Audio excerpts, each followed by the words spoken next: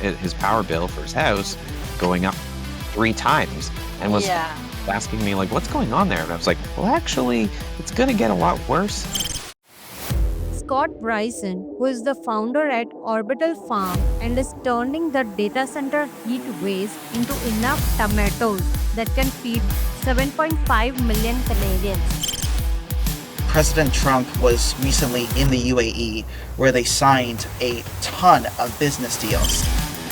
Nathaniel Burola, who is the founder of the AI and Environment Resource Hub and has curated over 500 AI and environment resources. Are we about to witness the world's first AI water wars where countries compete to either attract or repel these thirsty data centers?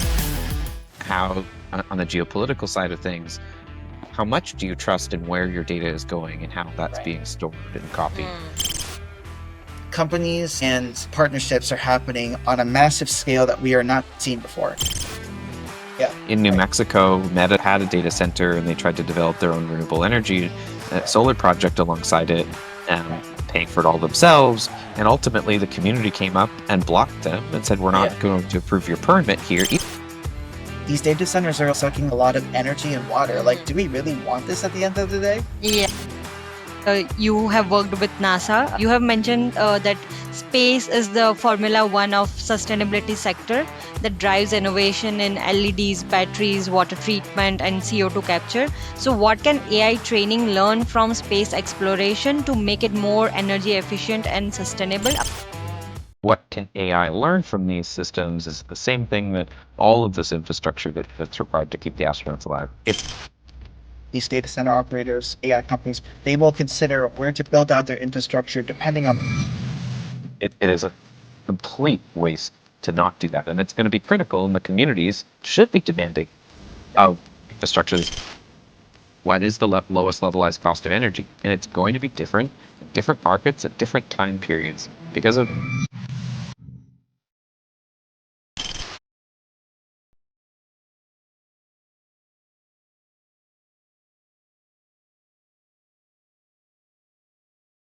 I recently came across through Nathaniel's post that EU just announced that they are planning to set water usage caps for data centers by 2026, essentially telling AI companies you can't drink our water reserves dry. So we are already seeing some AI companies potentially looking to relocate to regions with fewer restrictions. So are we about to witness the world's first AI water wars where countries compete to either attract or repel these thirsty data centers?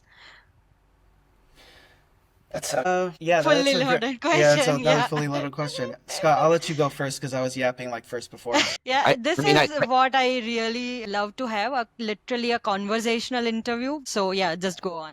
Cool. Well, I don't think we're going to get into a war. I think that we're always going to be in competitive environment on an hourly, on a second by second basis. The way that we have the capability of deploying resources, having satellite-based internet and interconnectivity globally really democratizes where compute can happen in many different places. Now, there are obviously geographic limitations where companies want processing to happen or stay within certain countries and want to be out of certain areas. But within parameters, within what is the lowest levelized cost of energy, and it's going to be different in different markets at different time periods because of the sun.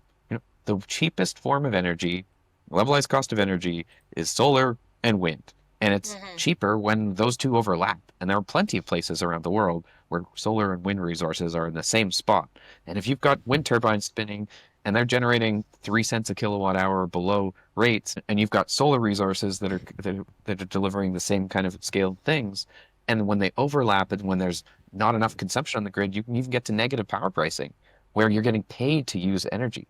And we will see compute and we will see resources being deployed in these data centers. And as these new hubs of places where we develop infrastructure, and large in part, it's not just data centers. This is all of our manufacturing. This is how we will be moving. The vast majority of the places where we make things is going to be the cheapest form of energy. And so we are going to absolutely see a change and a shift on where we're building these resources based on the ability to generate low-cost energy resources. So that's what I think we're going to see moving forward, certainly on the water side of things. This is a whole other limitation. But again, when I look at water, I look at water falling from the sky. I look at water from the ground resources. I look at water from the oceans. I look at water as humidity in the air. And because all of these are usable resources to be able to bring and feed into a system. And so if you're doing a direct air carbon capture system and you're co-locating that alongside a data center, you're utilizing that waste heat. You can take that lower grade heat and you can upgrade that to the temperature, and you can use that to cycle the amine. You can use that to dehumidify that water and take all of that air handling. And yeah, you've got to process a ton of air to extract CO2 from it. But all of that water that you now have can now be used for irrigation. It can be used for potable water. It can be used for drinking water. You can use that low temperature heat to run desalination processes that are low temperature. They take up more physical space than reverse osmosis systems, but they don't take a significant amount of energy. And so you've got plenty of these capabilities of designing systems and infrastructure that are way more resilient, that are way better. The limiting factor will mainly be, yes, you need to have water resources, but it's mainly going to be your energy, where we're going to locate these systems, and then the policy and the stability of those governments and the jurisdictions that they're in. Yeah. So I'll broaden the conversation. Scott did a really great job of like focusing like on the specifics when you're talking about like resource constraints and also geographic like mobility of like where we're building all this stuff out. I think like what's been fascinating for me personally on the policy side is seeing the evolution of AI policy and like how it's being used like geopolitically. For example, President Trump was recently in the UAE where they signed a ton of business deals, billions of dollars of capital. It just sheer ludicrousy, like when it came to like the sheer scope of financial deals that were being signed. And it's been interesting, like there was a really cool, so the CSIS, the Center for Strategic International Studies, if I'm getting that like acronym right. So they have a great podcast called the AI Policy Podcast. Hopefully I'm getting like those two like really well correct. And so they had a recent episode about the evolution of AI policy and how it's being used. Like AI policy is at the forefront of geopolitical relationships between countries.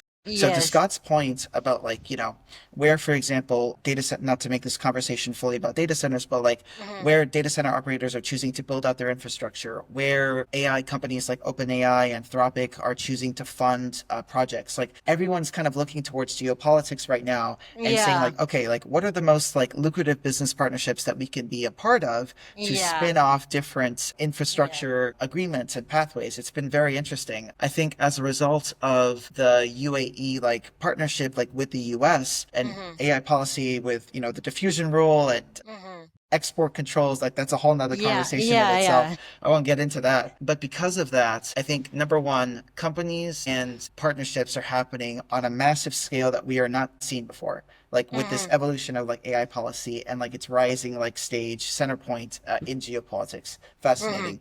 Number two, on the resource constraint side, I did not know this, like honestly, before I like dove into the AI field and started learning about like where things are being built and like why. In the data center world, like a lot of like operators will consider like, you know, for example, energy, water, land use, environmental justice concerns, or at least they should be taking more note of that in some cases when they are starting to build these like gigawatt like data centers, right?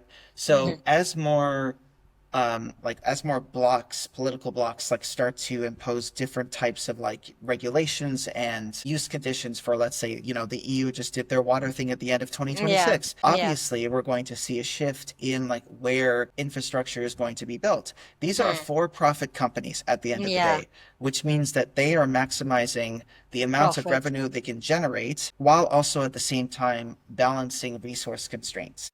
So I think we will see a shift over time as more, again, political, you know, blocks like the EU, the US, whatever, start to either impose like, you know, more tariffs in this case, like as we see, or just like start to be more resource conscientious of like, hey, wait, these data centers are like sucking like a lot of energy and water. Like, do we really want this at the end of the day?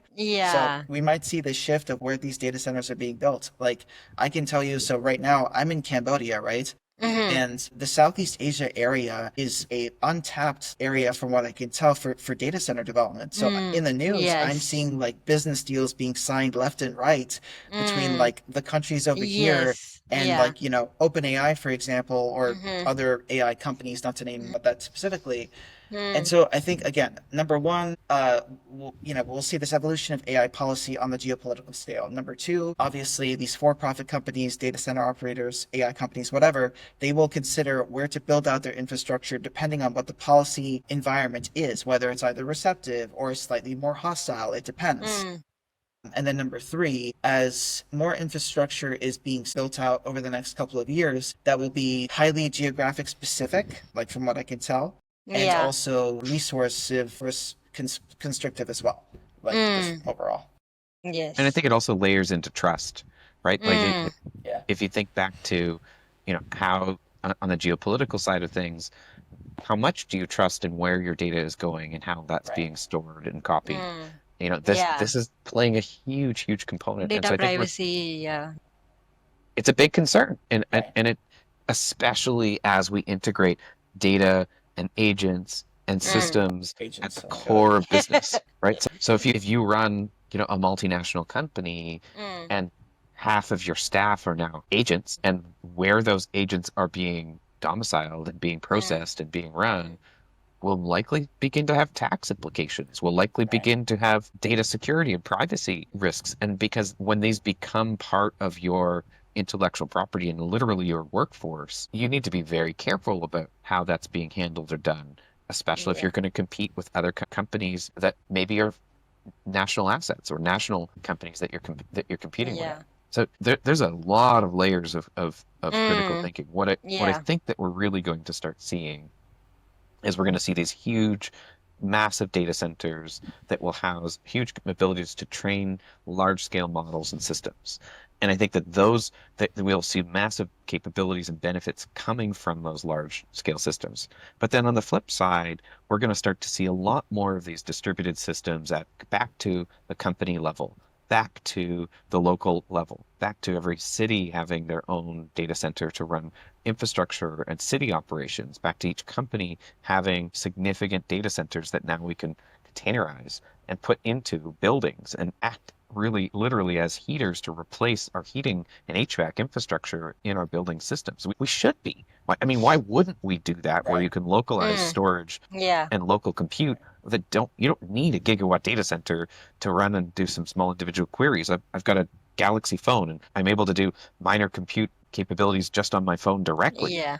And so we don't need a gigawatt data center, and that frankly isn't going to give me any benefit of utilizing that over a small scale system that then could actually give me benefit for local food production, as an example, or heating the Yeah. building that I'm in. And you Yeah. might want to just take on additional processing requirement because it's cold outside and it's better than turning on a radiator that just wastes electricity. Why not process some Bitcoin or run some storage or some compute for somebody else? Like it would make sense to have distributed resources in a global compute world that frankly is not that far away.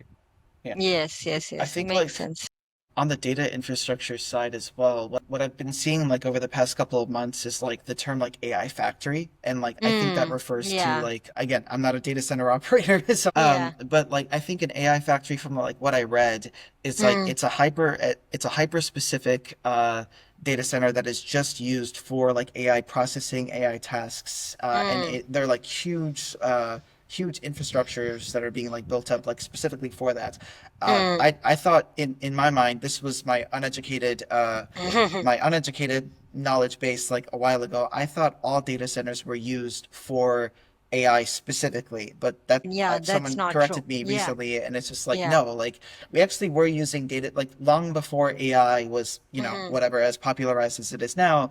Data center for research, like in the U.S., all these different use cases, and it's only now like this synthesis of like the AI and like data center thing here. Like one observation that I just wanted to throw in there was like this emergence of like the AI factory, maybe subset of data centers that has been very interesting. Then to Scott's point about like this decentralized like benefit that like feeds back, for example, into local towns. That's a very important like point, because like one of the key discussion points that I think that any town, like let's say, in your local community, you have like a data center that's being built in your backyard. What is like the benefit that the local community gets out of that data center? That is a conversation that like I think we're not having enough of, or at least like that from what I've noticed, I haven't seen like a lot of that going on.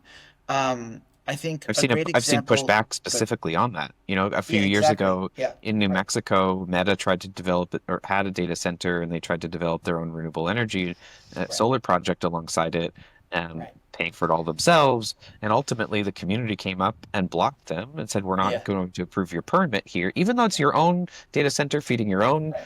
solar project on your own land. We're not agreeing to do this because you're utilizing our grid. You might be putting more solar energy, but you're still going to be utilizing the other power plants, and we're going to give you net metering capabilities, but you're not providing any community benefit to us." Exactly. And I Yeah. think this is a huge miss. This goes back to looking at the whole ecosystem, and Yeah. it doesn't have to be. Don't put a bunch of diesel generators that sit around doing nothing for your backup power. Put up a large battery energy storage system that's your backup power. Use that battery system to begin stabilizing the overall grid so the grid can start to take more intermittent generation resources onto it. Begin using your waste heat to start providing community benefit. Right. It takes thinking outside of the data center, outside of, beyond the server and the four walls that house it. That's what it really takes. And again, it's not, we don't need to invent anything. You just have to spend the Yeah. time Right. and a Yes. little bit of money to pay some engineers to figure out what the right opportunity really is. And it is a complete waste to not do that. And it's going to be critical, and the communities should be demanding more Right. of infrastructure that's being built. Should be, especially in a situation where they begin taking so many jobs. And Yeah. and Yeah. like That's a big like thing. this is super critical for us as a species, as a society. If we are going to put these at the center of our businesses and our operations, they better be providing community benefit to us. Right. Yeah. I think like also another thing is like, so we're talking about jobs, we're talking about heat reclamation for, agriculture, or for like another big thing that I saw was like heating public pool systems that like, for example, a lot of public school districts like just have. Oh, we might have lost him. I guess I'll I'll it's I'll, his I'll internet. continue on his point with Yeah. the increased utility bill. So I spoke with somebody just last week at an event in Virginia, and he was just blown away at his power bill for his house going up 3 times, and was Yeah. asking me like, what's going on there? And I was like, well, actually, it's going to get a lot worse. If I showed him the recent data centers that are being developed in Virginia's, you know, top one or two in the whole of states in the entire U.S. for the Yeah. new data center development. And so what happens in these situations is when you've got constraints on that grid, on the power consumed in those areas, your power pricing is adjusted towards that. Yes. Yes. This Yes. Yes. and so this comes back to, again, how you choose to develop and how you choose to site and build. Data centers can be catalysts to affording much more energy production, providing excess power to communities, putting in how you're storing that power to be able to benefit those communities. That's the pathway that is on the table and can be there if we choose to select that. We should have communities that are having and developing the right policy, the right the right permitting places to say, look, if you want to develop a data center here, we're going to make it very easy for you to do interconnect. We're going to make it very easy for you to Yeah. do a virtual net metering opportunity. We're going to make it very easy, and we're going to provide guarantees on putting in a district heating system so you can you don't have to waste all this water. In order to do that and come here, yeah, you're going to have to participate. You're going to have to benefit our community. But if in doing that, we're going to help you build your data center a lot better and faster. Or we're going to be able to let you access capital to finance your data center at lower cost because we're going to use our credit rating from our state or our province or our Yeah. country to bring you here. And these are the carrot side of the equation that we Yeah. really need to have our conversations a lot more deeper, especially right now in these moments of building and developing. Yeah. Yeah, yeah. That's a very powerful response to the question that initially started with water caps, and like we covered the entire spectrum of sustainability. Like we have talked enough about the data centers. Let's space travel with you because you have worked with NASA. So you have mentioned that space is the Formula One of sustainability sector that drives innovation in LEDs, batteries, water treatment, and CO2 capture. So, what can AI training learn from space exploration to make it more energy efficient and sustainable, apart from the heat recapture model that you spoke about? Yeah, well, I mean, the reason I became an expert Mm-hmm. in life support systems in space is because it is a perfect analogy. It is that extreme Mm-hmm. environment Yeah. where you have to be perfect. You have to be perfect Mm-hmm. with your air handling systems. You have to be perfect with your energy systems. If you lose power on board the space station, everybody will die very rapidly. You know, it's extreme temperature changes. You need air handling systems to remove that CO2. You need to recycle all of that water. We don't have huge reservoirs and capability of doing that. And so it becomes what is called critical infrastructure. And so what can AI learn from these systems is the same thing that all of this infrastructure that's required to keep the astronauts alive. It's that capability, it's that requirement for understanding what an extreme version of that situation looks like to develop your design parameters. You don't need to be as perfect as that situation, but we need to be way better than what we're doing today. We're not taking those things into account. And so where it becomes really helpful from a training standpoint, from a data model standpoint, it is better understanding what systems integration really looks like in that extreme spot. Like, it creates data sets that you really can understand process flow. You can really understand design systems. You can really one of the key things that I point to is there are many unknown unknowns anytime you're developing any individual Yeah. project. On the International Space Station, there was a water leak that was discovered, but it wasn't Mm. discovered for 5 or 6 years after Yeah. it had been built. And what they came to understand was that the water leak came in the return water line coming from the dehumidification system. And it came Mm. there because the amount of the CO2 that they were capturing in the air and the cabin atmosphere has a much higher level of CO2 than here on Earth. And Mm. that high amount of CO2, and CO2 is acidic. And so Yeah. that high amount of CO2 concentrated into the humidity capture water slowly over years dissolved the welds in that water line, caused a water leak. Was easily repaired, and the water was cleaned up from that. But if that was to happen on Mars, or that was to happen in a far off in a more extreme situation, this is you're literally going to have to walk people out of an airlock if you Mm. do not have enough water resources to be able to support the people. And so, these become these systems where you can really closely monitor, where you can really gain understanding of what these unknown systems are.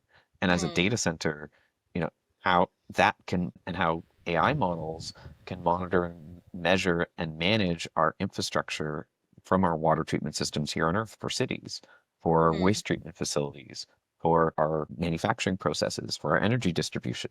These become really great spots for how that works and operates in that spot as well. And as we see more and more development and integration of more space-based compute and more space-based power generation and more space-based systems to distribute connectivity globally, these lessons we're going to begin to be layered on more. Nathaniel, welcome back. We're talking about Yeah, Sorry welcome about back. space. that. I apologize. No worries at all. Yeah, so we were doing a little bit of space travel since we had talked a lot about data centers. So we were trying to utilize Scott's experience working with NASA and Oh, using awesome. space model and applying it to the sustainability of AI systems. So yeah, he was just talking about that.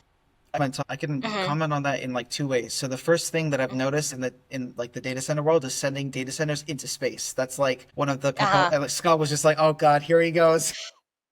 No, I mean, I said the same. I said that. Like, I think Gotcha. Okay, yeah. it's a great place to continue on though. Go for it. No, I was It's not a just I crazy was idea. amazed by by the concept of even like sending data centers to space because like in the AI and like energy deep dive that we did over the weekend, Caltech had a space solar project back from 2023. And so, like, this, imagination of like, or this imaginative concept of like sending data centers to space using pure solar energy, quite literally, to like power the entire apparatus that you have over there. I can't really comment on like the feasibility of that because I'm not a space engineer by any means, but like I find the concept very interesting to be able to like even do that. And then the Caltech Space Solar Project, that was incredible to be able to find that and just like see solar literally being beamed down in terms of transmission capacity from the upper atmosphere into solar panels on the planet. I was just amazed by like the confluence of like everything in that area. So it's not solar panels that it gets beamed down to. So it's a radio frequency.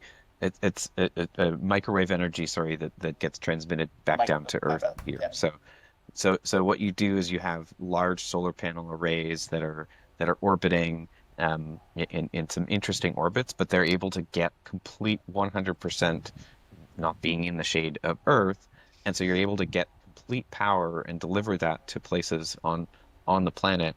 Um, very specifically, very accurately at very large scales and have 24/7 baseload power operations to be able to be supported from those areas. So these are fantastic tools that we're now testing at large scales. These are not new ideas, to be clear. Like these ideas have been around since the 1970s to be able to come in and provide these capacities. It's really now that we're actually investing in doing some of these and still nowhere near enough, to be clear. Right.